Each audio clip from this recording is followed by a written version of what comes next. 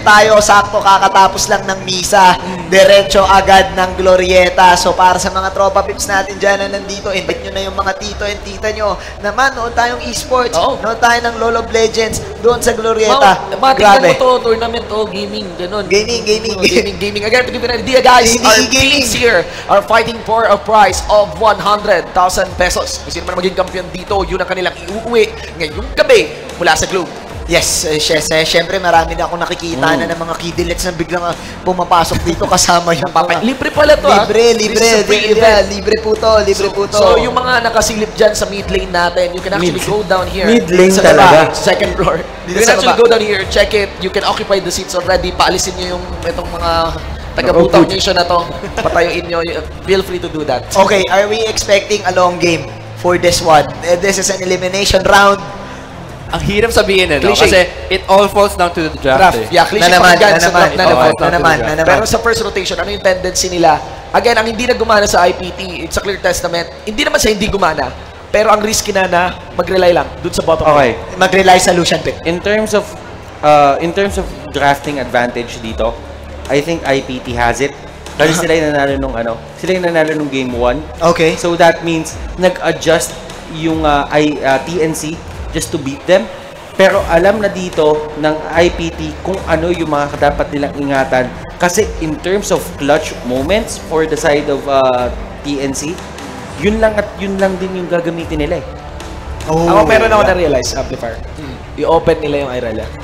Pwede rin. Wala na silang, actually wala na pa kayong IPT. To try it, wala na pa kayong IPT kung kanino mapunta. Yung Lucian, bro. Alam nila na Vayne yung sa kabila. Hindi naman mag-Vayne tumbling si Marky dito.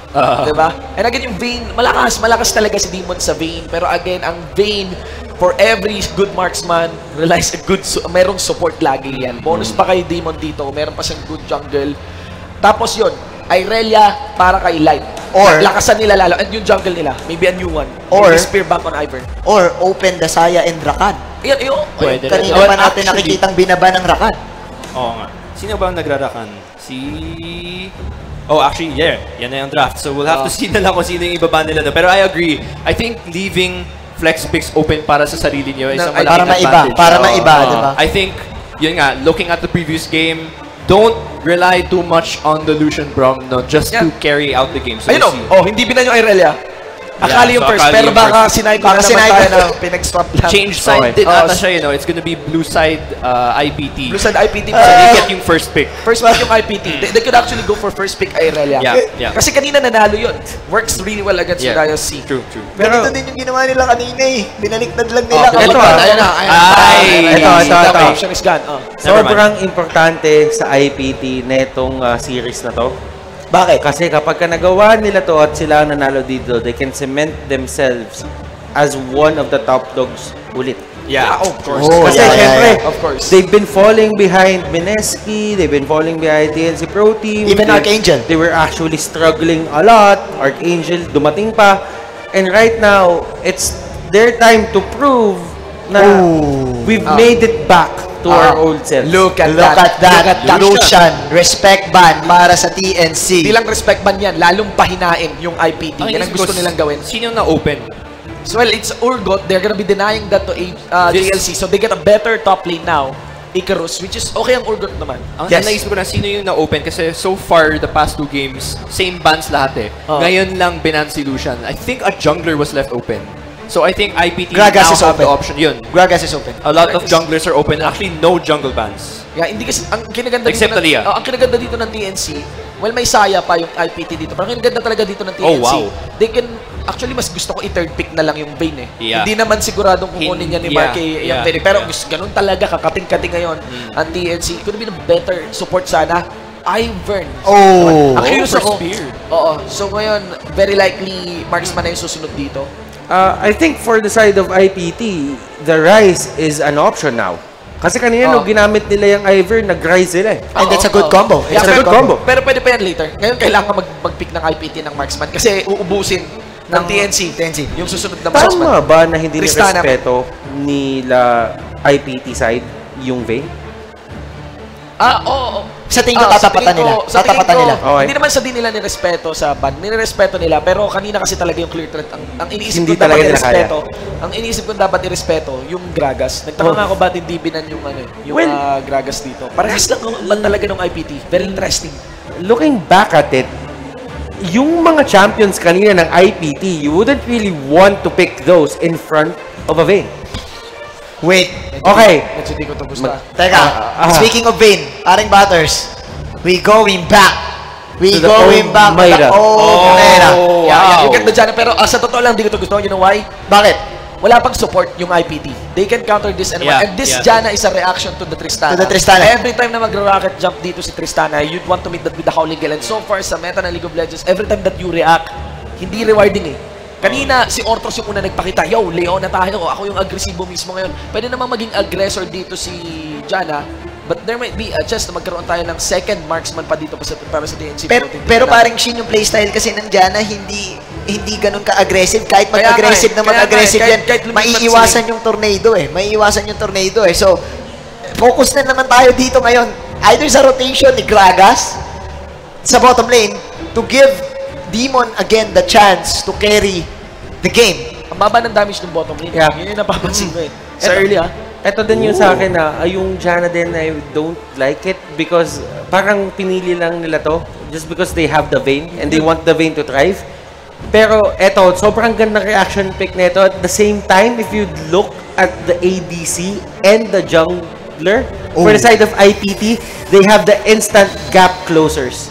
Speaking of gap closer, last pick, Lissandra, nilabas na nila si Elsa na kanina ko pa hinihintay sa larong to. We're going to have that matchup. Pwedeng Victor Lissandra to sa mid lane. Delikado ata si Jana dito because of the spell shield na meron ng Morgana.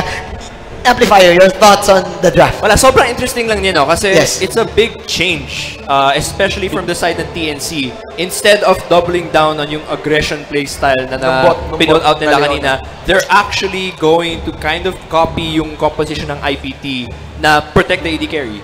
Just bring out the Jana, bring out the Gragas.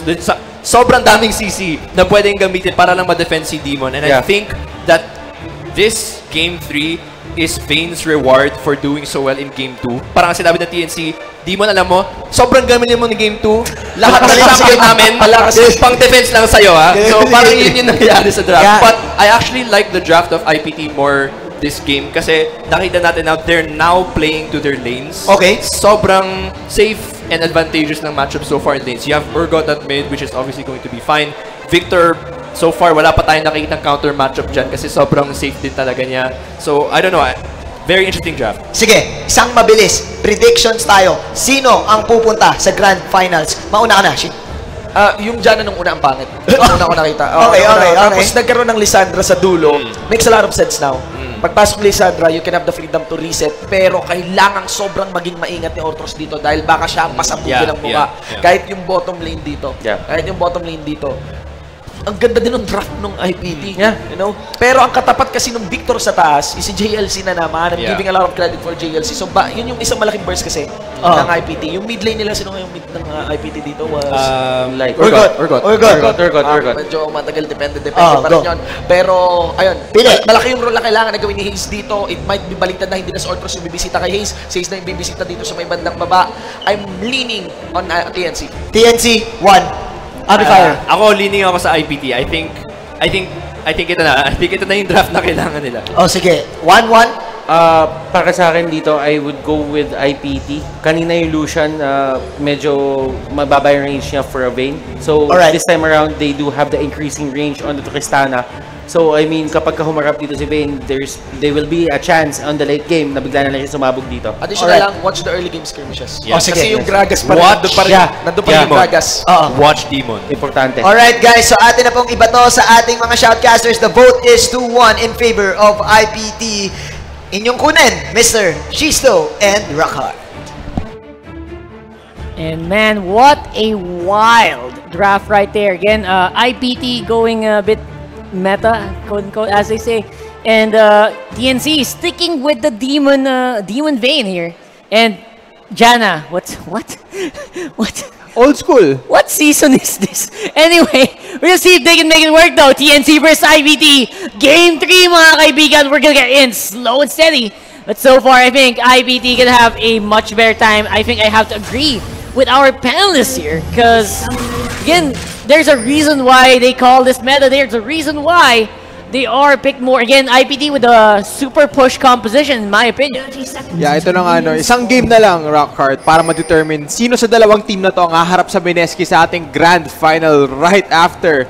And so far, gaya na sinabi mo, there's a lot of siege potential on the side of IPT. The pushing power of this Tristana is huge, and you pair that as well with the protection of both the Ivern and the Morgana. It's gonna be quite difficult for TNC to actually lock down Marky. Consider that ang dami niyang safety options dito, not just with his own kit, but with his allies as well. With the 5v5 engage from IPT, medyo, may imagine mo na kung paano ba mangyayari to, di ba? Lock in, subukan nyo habunin yung Tristana. Sino makakasalubong nyo? Si Icaros, si Spear. Icaros has great gravity field, has a great opportunity to save the Tristana with good gravity fields. Even their frontliner mid lane on the Urgot is actually just such a tanky pick here. Siyempre, pag may ultimate, it's gonna stop you from reaching that. So again, it's not gonna be a 5v5 fight here at all for TNC, in my opinion. They're gonna have to find some ways to make the pickups work, because that's exactly where their power is in this composition. Yeah, and one way that TNC can make those pickoffs work is they can use the explosive cast from Burst to separate the members of IPT. Kinomplement natin gaano kalakas yung IPT when they are grouped up as 5. Having these displacements on the side of TNC, the Monsoon from the Janna, the explosive cast, sobrang laking AoE nito mga to na magna-knockback, mag-separate ng IPT. You have to watch out for these tools that TNC has if they want to get ahead in this game and move on to the grand final. Yeah, absolutely. I mean, TNC, they have the pick up. You saw Burst last game, mga kaibigan. He went a bit crazy. And, no, sorry, I think that was game 1, where he was also Gragas, right? Game 2, there you go. So game 2, Burst really went wild, and they made the pickups work. Can they do it again? That is a big question here of TNC.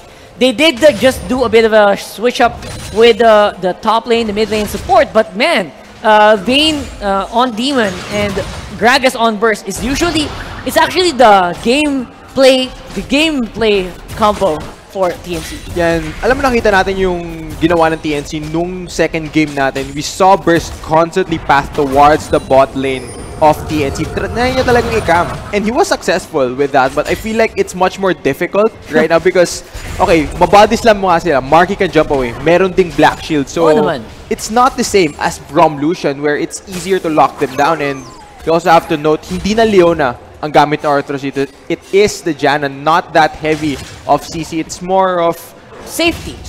Yeah. For that Vayne. So no engagement gonna come out from Janna Gibbs for sure. Siyempre antayin natin yung IPT, kailangan din nila ng scaling. Matagal-tagal pa naman yun, to be fair. And IPT does have a lot of disengage as well. Black Shield, of course, as well as the rocket jump. But for the meantime, mid lane JLC, man, very low mana. And IPT's bottom lane also getting a lot of poke. TNC actually opted to swap lanes here. Naramdaman nila na mas maganda yung matchup ni JLC into that Urgot mid lane. So, they makes sense, right? Yeah, despite JLC being a top laner, he's now sitting in the mid lane, facing off against Light. Swappers muna mga kaibigan kasi syempre, range for range. Early game talaga naman. I mean, regardless of however strong your attack is, if you can't reach the creeps, you're actually in for a bad time. And I think the minions just gonna be so instrumental on those lanes. On the bottom lane though, medyo nahihirapan yata ang farm si Marky right now because of, again, range advantage for the meantime for Demon.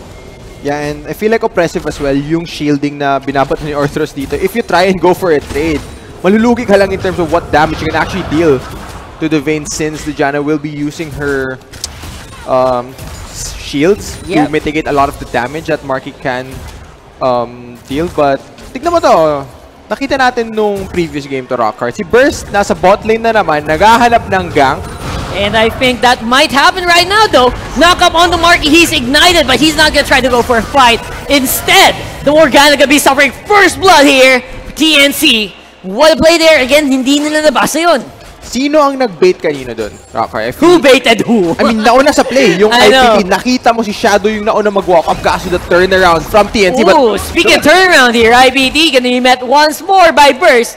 Mukhang hindi nila bibitawan ng bot lane, mga kaibigan here. TNC pushing up really, really well here on the bottom lane. And not even giving a chance for a return gank by Spear.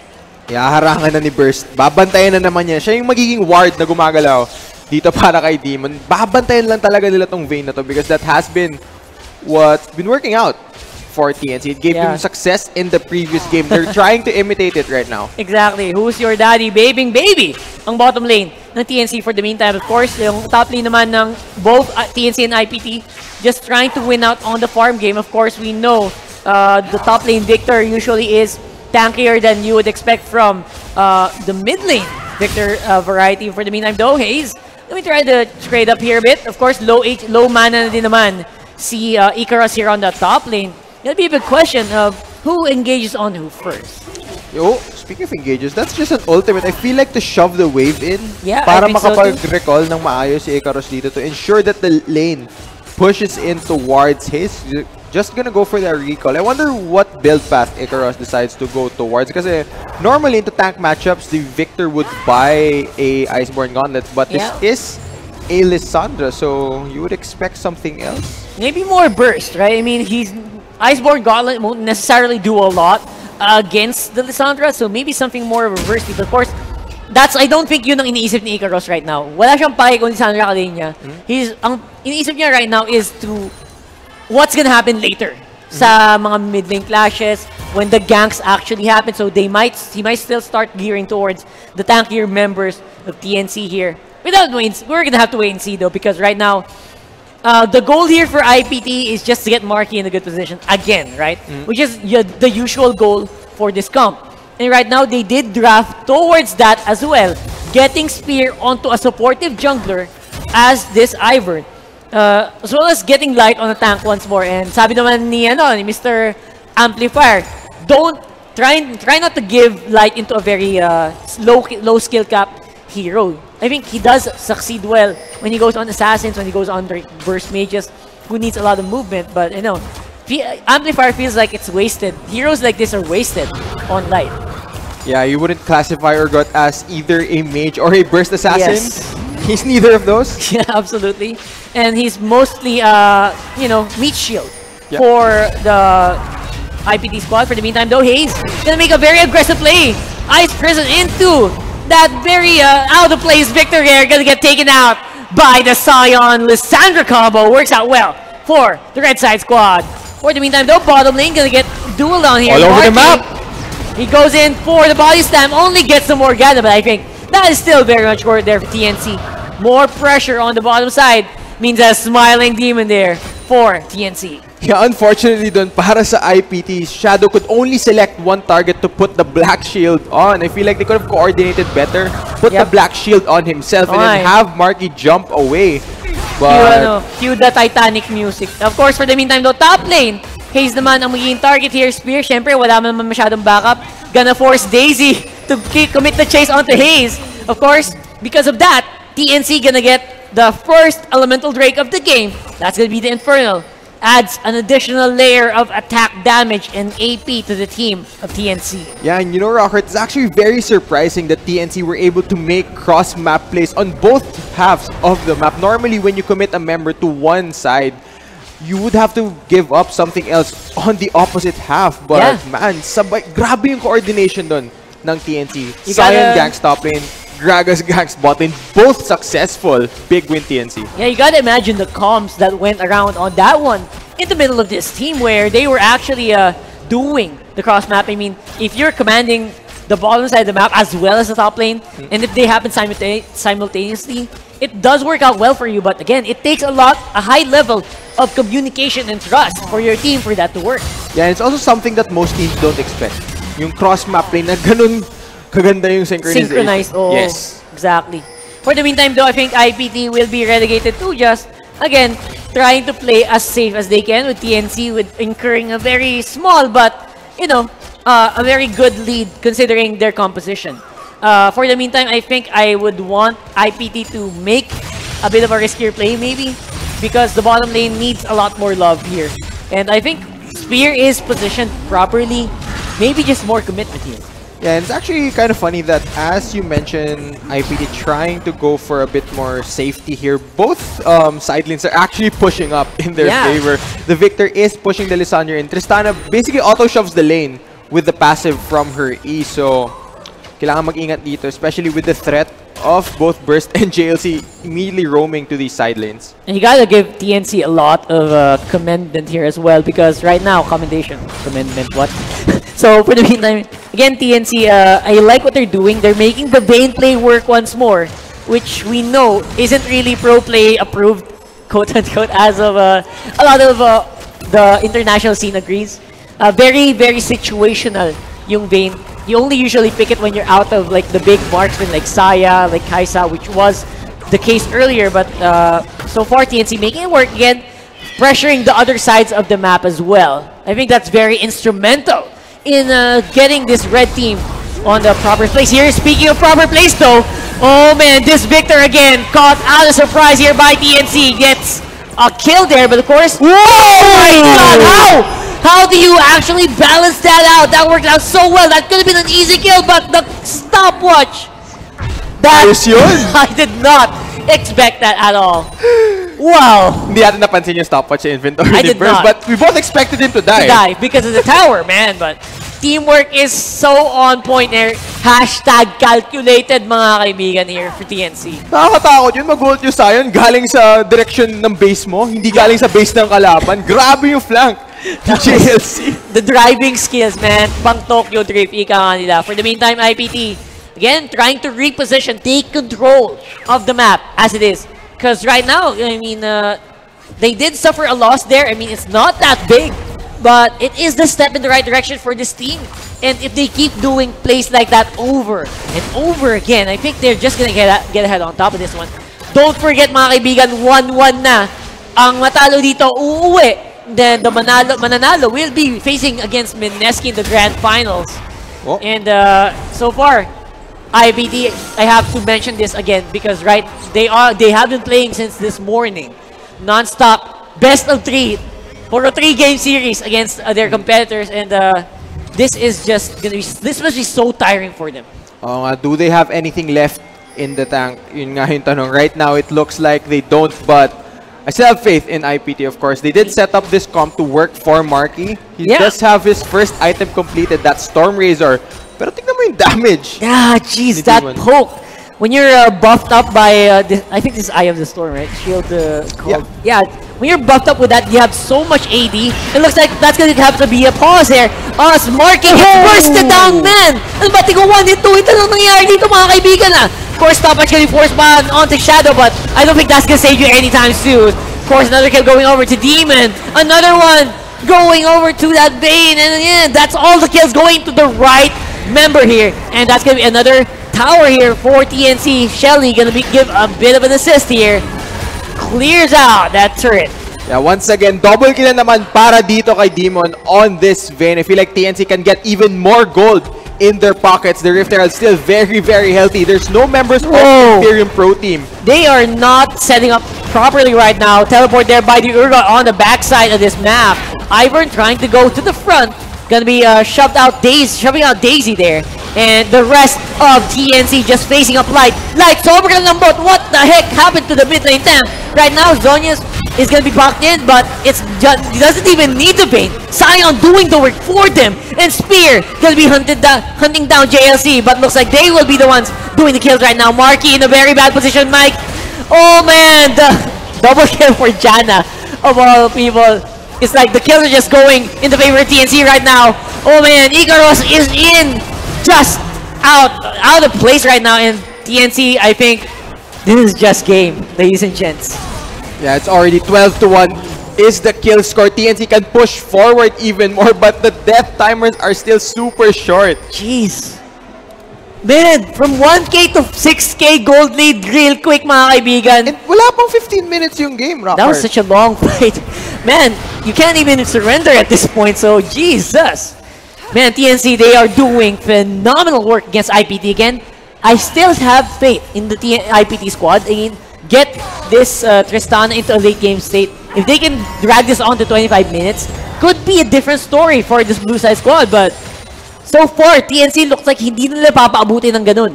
Yeah, alam mo, Rockhard, faith could only get you so far. The way that TNC is playing right now, gusto na naman nila makatapat. But they said the faithful shall be rewarded. Looks like that's not gonna happen for the meantime, though.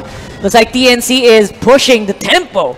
And bottom lane gonna be prioritized once more. Another dragon, possibly, going over to TNC. It's gonna be an elemental Drake, which is gonna be Earth Drake.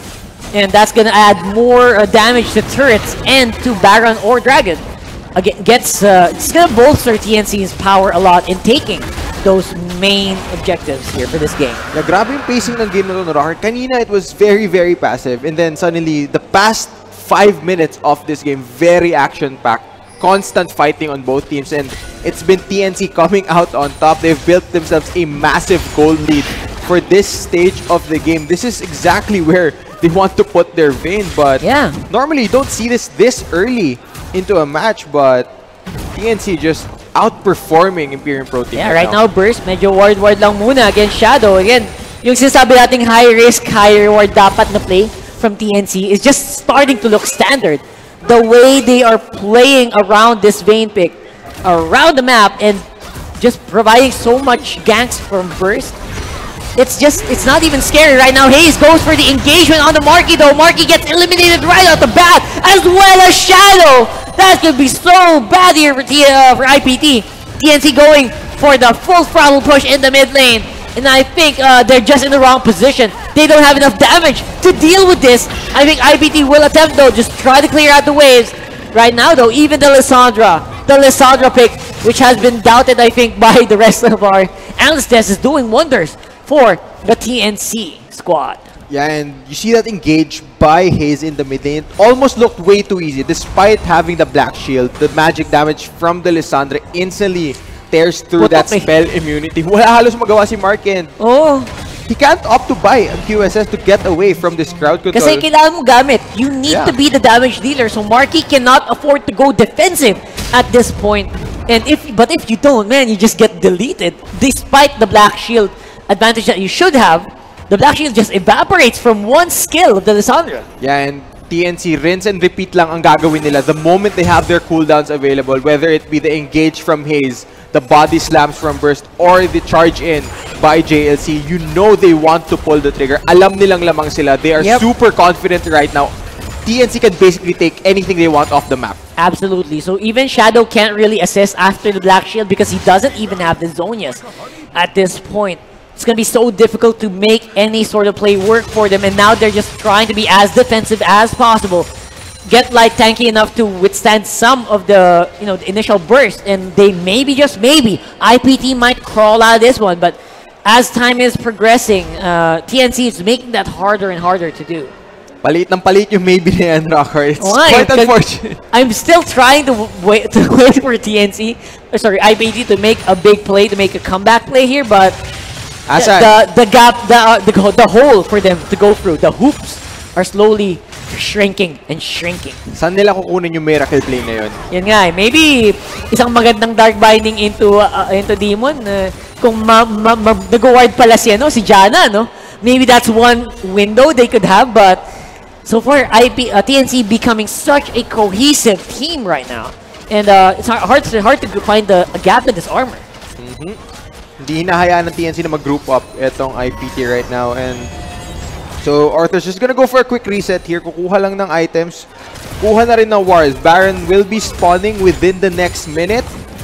And TNC has Vayne, so this Baron should be a pretty easy take if they set up for it. And yeah, there's already a bunch of wards there. All they need to do is shove up these waves, put down a few control wards, and then Baron would definitely be the next step for TNC. It's gonna be the final nail in the coffin. Yeah. And if you were IPT, would you want to go for the Baron take? Would you try or attempt to go for it when TNC does? Or hahayaan mo nilang ba just try to defend though?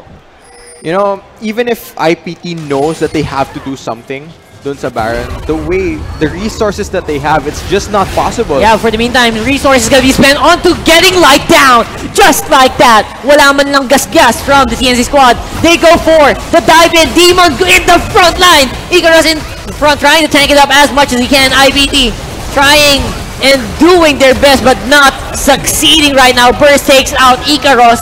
Who's gonna be next though? Flash, oh my god, Flash Tornado there for the Janna. Wala na, binabawi na lang yata ng TNC. They don't care, they just dive in, they provide the ace for us, and that will be an easy turret push.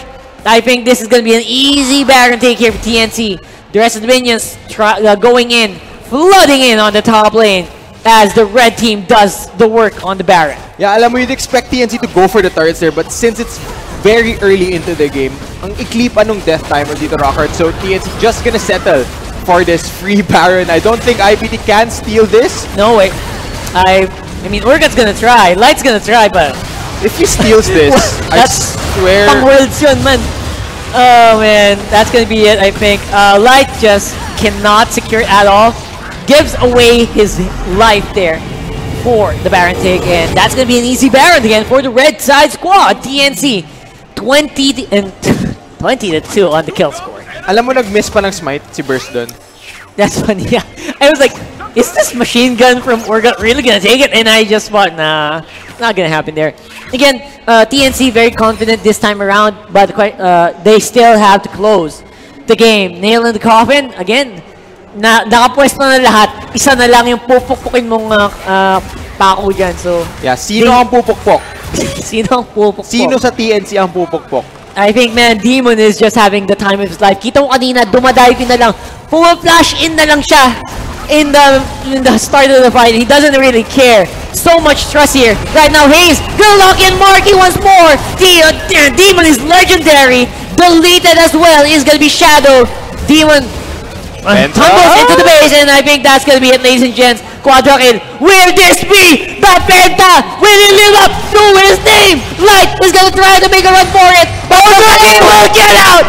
Denied pentakill there by Light, and that is gonna be a pretty funny moment there. But in the end, it will be TNC locking down that inhibitor, and jeez. Wala na silang damage. Wala na sila, wala na, man. I mean, he had to go for it. The nickname, the Penta, ano yun? The Pentakill everyday? Pentakill everyday, hindi mangyayari yata ngayon. Pero looks like because of that, TNC, parang isip na, i-reset kaya natin yung fight, no? Round 2 kaya? I think that's what they did there. That was a GG push. What happened there, man? Namatay si si Demon. Nakita niya yung play sa mata niya. Nakita niya yung gusto niya mangyari. Namula yung tunnel vision. Oh, come on, let's make this happen. For the highlight reel, for the, paddock ADA. Oh, alam mo, man. kahit na hindi pentakill, I feel like highlight reel play pa rin. That was a highlight reel play. Galing kay Demon. Such a brave flash and into the base of IPT there, despite, the rest of the members, the rest of the team here for TNC being so behind, working on the turrets. I think that because of that, TNC just gonna have a lot of leeway here. Fortunately, gonna catch in. Spear once more. Jesus Christ! Why is he getting caught out like this? Again, they are playing like they are not behind by around 13,000 gold right now. Yeah, the gold basically tells the story. Yeah. Of this game. JLC. Oh man, there's the Zion ultimate here for JLC though. They catch Light in a very bad position once more. Ikaros deleted their Shadow as well. And it is just Demon doing the play once more. Triple kill, I think. There it goes. And turret gonna fall very shortly. Inhibitor gonna be the next target on the docket. No more pentakills at this point though. I think it will be game. TNC go in for the Nexus turret push. Number 1 goes down. Here comes number 2 shortly. And it is gonna be the story of the day, man. TNC knocking on the Nexus. Hayes fighting off against Marky, baiting up as much as he can. Zonia's, for good measure, shut down, but that's not gonna be it. TNC will be coming out there about this one. 2-1 against Imperium Pro Team. Oh man, okay. TNC gonna set up a grand final against Mineski for this one. They go the distance. It is 3 games, but in the end, IPT just didn't have enough left in the gas tank. Demon popping off on this vein. Over and over again, once he had the items rolling, once he had the complete trust of his teammates, they were able to make huge comeback plays, huge plays rather, not comeback plays. And at the end of that, I think it was just a style point victory here for TNC. Again, congratulations to the boys in orange they will move on to the grand finals against the Mineski squad, who are actually roaring to get ready as well. Again, we have a lot of analysis to do for that one, but overall, I think everyone would agree TNC did pretty much. I mean, what can you break down from a game? Wala, ang hirap i-break down. Yeah, I feel like it's as simple as TNC just playing to what they needed to do. I mean, they had the Vayne, they knew they needed to get Demon ahead, and he would carry if they gave him all the tools, and that's exactly what happened. He absolutely popped off on this Vayne, so well-deserved victory for TNC. Absolutely, man. Even the Janna pick working out. So, to break that down for us again, throwing out to our analyst desk, Mr. Manjit Paldas, you do what you do. Thank you so much, Chisto and Pusong Bato, Rockhart. What a game all the way from Game 1 to Game 3. And it's time for IPT para magpahinga. And here we go. Another El Clasico. Mineski versus TNC for the 1,000th time. Alam mo, parang Manjin. Sa kahit anong laro. Sa kahit anong laro. All according to Keiko. Grabe yung change ng pace ng game dun actually from TNC. Kasi yung critique nga ng ibang teams, no, madalas yung TNC takes time before they get to make those proactive moves. Pero ang nakita natin sa game nito, buong early game, nasa TNC. They were the ones making extremely aggressive plays. And I'm actually thinking, I'm not